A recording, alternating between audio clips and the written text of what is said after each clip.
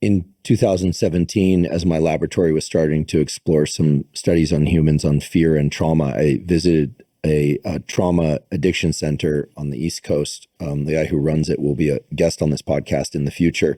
An amazingly talented trauma and addiction therapist by the name of Ryan Suave. And there it was that I learned about yoga nidra, non-sleep deep rest. And here's why. They were taking heroin addicts, gambling addicts, sex addicts, alcoholics, people with what they call behavioral process addictions and substance abuse addictions. And every morning after they woke up, the first thing that they would do was 1 hour of non-sleep deep rest, placing people into this liminal state. And I asked why. And Ryan said this is especially important to do with addicts when they arrive in inpatient recovery in the first week, and even more so in the first 3 days, because typically they are badly sleep deprived.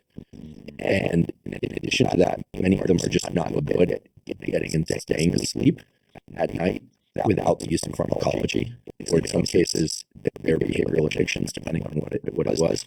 And so it was a kind of a self-directed relaxation training of sorts.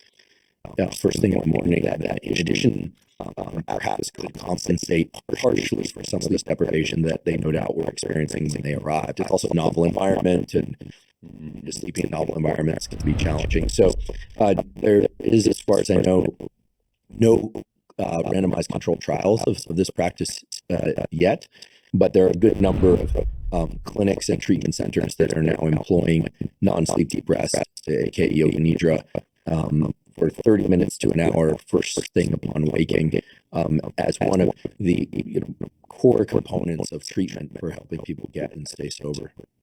I think it's absolutely fascinating, because that morning time period as well can be, for those who are struggling with sleep, especially difficult. And you and I have spoken on this podcast series about sort of awakening at night or later in the morning when you really want to be asleep and it's just a struggle to get back.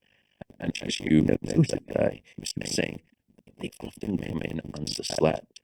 My suspicion is that they're probably getting sleep at the front end, in part because they're heavily medicated, but self-medicating in terms of helping their sleep. But then, of course, because they are asleep, they can't continue to medicate, so which part of sleep is fragile is the morning hours.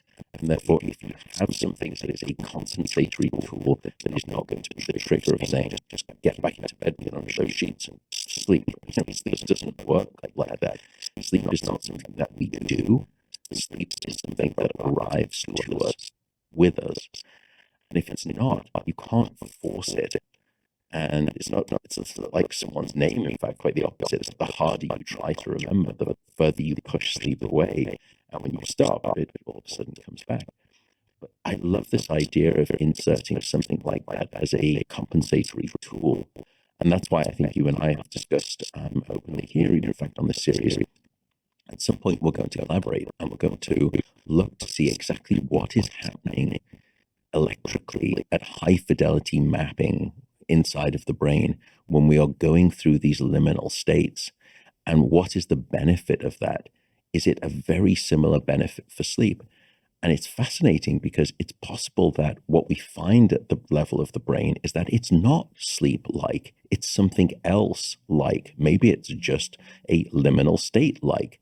And what's also interesting is that it provides seemingly many of the benefits of sleep, but it's not sleep.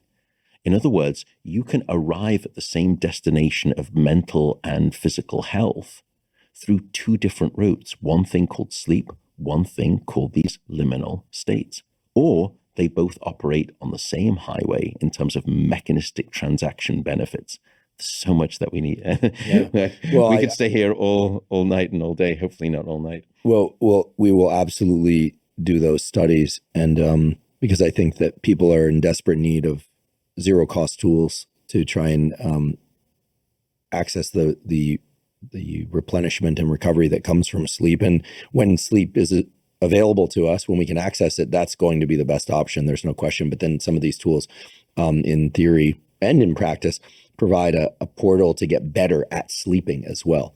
So yeah, I was going to say, one of the other things I'd be fascinated for us to do is not just look at that model of what happens in the morning, But can we use that for people who have the opposite insomnia problem, which is that I can't fall asleep? And we spoke about this in a previous episode of tools and techniques and methods to help you fall asleep. Could this be one of them, where you just start to help move yourself into this liminal state? You take the stress off. One of the things I hear so much at the center when people come in and they say, I always struggle to sleep. And you go into depth, and it's because their mind starts to Rolodex through that anxiety of what I need to do and what I should do. But also, then the later it gets and the absent their sleep becomes, the more stressed they get, not just about the next day, the more stress that they get about this thing called not being able to fall asleep. And if there's something, a practice that you've taught someone that says, that's okay, I know this place and I know this situation, and there's a tool I have, and it's called this a liminal state. And if you were to train people on that sort of that method, is it a way that they finally can then cast themselves off? And it's the bridge, not necessarily just between despair and hope, but the bridge between wakefulness and sleep. So put it at the back end, at the end of the day, rather than the front end.